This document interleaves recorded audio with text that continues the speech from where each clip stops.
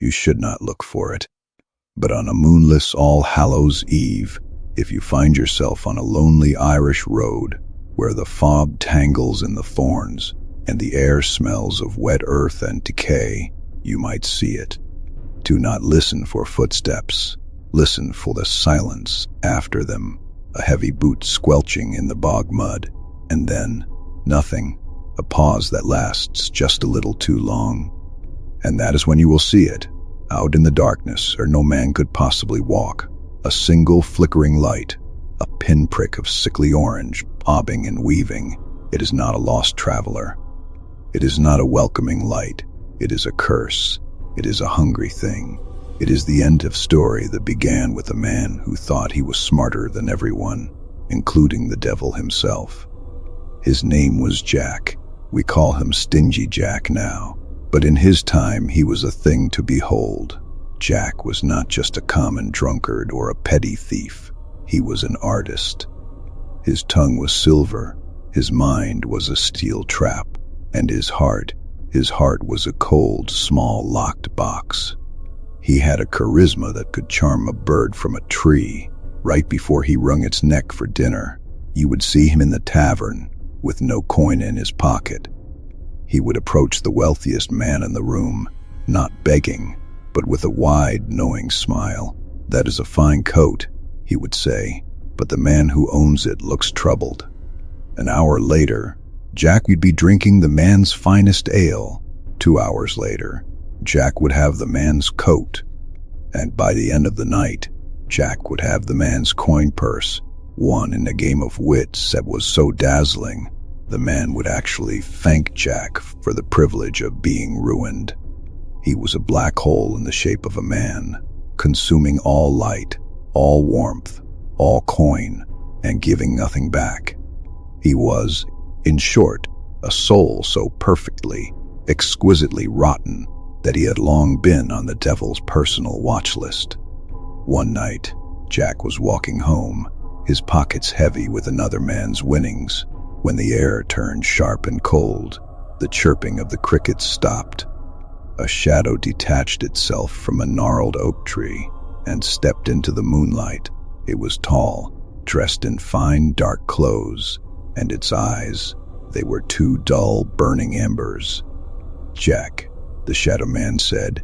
Its voice was like dry leaves scraping on stone. "Your time is up." Jack, to his credit, did not even flinch. He sized up the creature, a flicker of calculation in his eyes. He did not see damnation. He saw an opportunity. He gave the devil his most dazzling smile. "Is it that time already? Well, it has been a grand run. I will come along quietly, sir. I will. But I find my throat is terribly dry. You are a gentleman, I can see. Would you, a being of such stature, deny a dying man one last drink?" The devil was amused. He had collected thousands of souls. They wept, they begged, they ran. No one had ever tried to stall. "I have no mortal coin, Jack," the devil sneered. "Oh, but you do not need it," Jack said, his voice full of false admiration. "A creature of your magnificent power, why, you could become anything. You could become a silver shilling right here in my hand. I will buy the drink. We will toast my damnation, and I would be yours." The devil, flattered by the appeal to his power and eager to claim this arrogant soul, let out a huff of brimstone. "Very well, Jack, but be quick." And in a blink, the tall shadow compressed, folding in on itself, shrinking into a single, perfect, gleaming silver coin in Jack's outstretched palm. Jack's smile vanished. It was replaced by a look of cold, sharp triumph. He did not walk to the tavern. He snatched the coin, shoved it deep into his pocket, and let out a sharp, barking laugh. A muffled, unholy scream came from his trousers. The devil sizzled and shrieked, for Jack, that clever, blasphemous man, had pressed the coin right up against the small silver crucifix he would stolen from a church poor box that very morning. "Let me out, mortal!"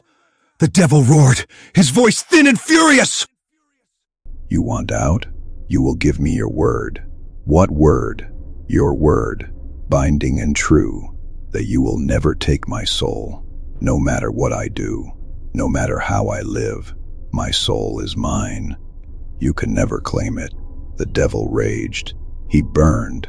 The fabric of Jack's pocket smoldered, but he was trapped.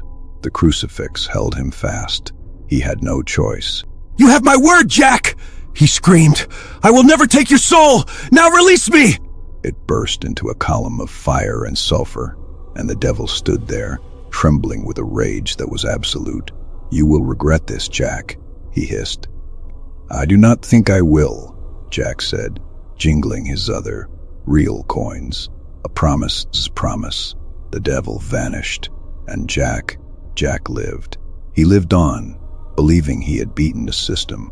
He became worse. With no fear of hell, he became a monster of manipulation. He cheated, he lied, he stole, he broke hearts and ruined lives, all with that same charming smile. He grew old, bitter, and lonely, his heart so small and hard it was barely human. And then, one cold autumn night, his body just gave out. He died as he lived, alone, in a ditch, clutching a stolen piece of bread. His soul, a thin, gray wisp, felt a pull. It floated up and up and up until it stood before the pearly gates. They were magnificent, shining with a light so pure it hurt to look at. St. Peter stood there, his face carved with a profound sadness. He did not even consult the great book. "Jack," Peter said, and his voice was not angry, just final. "We have watched you. We watched you use your gifts to sow only misery. We watched you defile a holy symbol to trap a creature of darkness. Your heart is a locked room, Jack. There is no place for you here." The gates slammed shut with the sound of 1,000 thunderclaps. Jack's soul fell. Down, down, down, through the cold, silent dark, until he landed on cracked, black obsidian. Before him loomed another set of gates, forged of iron and fire. He was not worried. He had a contract. He knocked confidently. The gates groaned open, and there, sitting on a throne of basalt, was the devil. He was not holding a pitchfork. He was not raging. He was smiling. A wide, slow, terrible smile. "Jack," the devil said, his voice dripping with mock sympathy. "So good to see you again. Come to visit?" "Visit? I am here to stay," Jack scoffed. "Heaven turned me out, the fools. So, here I am, as per our arrangement." The devil threw his head back and laughed. It was the sound of grinding stone and shattering glass. "Oh, Jack, you truly are a master. You tricked me once, it is true. But you were a fool to the last." He stood, his form seeming to fill the entire cavern. "Our arrangement, our binding promise, was that I would never take your soul." The blood in Jack's spectral veins turned to ice. His arrogant smirk faltered. But nothing," the devil roared, his false sympathy gone. "I cannot take you. I gave my word, and I keep it. You are not welcome in hell, Jack. You are not welcome anywhere." The great gates of hell began to swing shut. "No, wait, you cannot! Where am I to go? Where am I supposed to go? It is dark! It is so cold and dark out here!" The gates slammed, leaving only a small gap. The devil's glowing red eyes peered through. "Your problem, Jack, not mine." With a final mocking chuckle, the devil reached into a nearby brazier, scooped up a single blazing coal from the very fires of hell, and tossed it at Jack. "Here," he hissed, "a little light to help you see. May it never go out." The ember hit Jack's soul, and he screamed. It did not burn him with heat. It burned him with an eternal, unyielding cold. He stumbled back into the endless dark, the void between worlds, clutching the undying hellfire. He was lost, doomed. He could never rest, never stop, never find a home. To carry the burning coal, his bitter spirit found the echo of a large, gnarled turnip he had stolen from a farmer. With his sharp nails and his all-consuming spite, he clawed at it, hollowing it out. He carved a face into its side, a grotesque, leering mockery of the smile he had once used to fool the world. He placed the eternal ember inside, and Jack of the Lantern was born. He is still out there. He is still walking. He wanders the dark roads and the lonely bogs, forever trapped between heaven and hell. He is the flicker in the corner of your eye, the light in the marsh, the ghost who is forever lost and forever furiously angry. And that is why we carve our own lanterns on this night. We take pumpkins now, bigger and brighter than his sad little turnip.